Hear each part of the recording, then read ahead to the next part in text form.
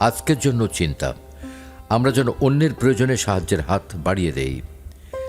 আমি কয়েকদিন আগে এই হাস্যকর ভিডিওটি অনলাইনে দেখেছি। এক মহিলা চলন্ত সিঁড়ির উপর দাঁড়িয়েছিল এবং তিনি তার আশেপাশে লক্ষ্য না রেখে মোবাইল ফোন নিয়ে ব্যস্ত ছিলেন। দুর্ভাগ্যবশত চলন্ত সিঁড়িটি ভেঙে যায় এবং তিনি এত বেশি অচেতন ছিলেন যে তিনি নিচের দিকে নেমে যাচ্ছিলেন তাও বুঝতে পারেননি। এর একটি হাস্যকর দিক থাকলেও একটি দুঃখজনক দিকও রয়েছে। আমি মনে করি এই মহিলার সঙ্গে আমাদের অনেক মিল রয়েছে। আমরা আমাদের চারপাশে লক্ষ্য না রেখে আমাদের ফোন, আমাদের কাজ, পড়াশোনা বা অন্য কোনো কিছু নিয়ে ব্যস্ত আছি। আমরা যখন দেখি কেউ পড়ে যায় বা কারো খুব খারাপ সময় যাচ্ছে, তখন আমরা তা দেখেও না দেখার ভান করি।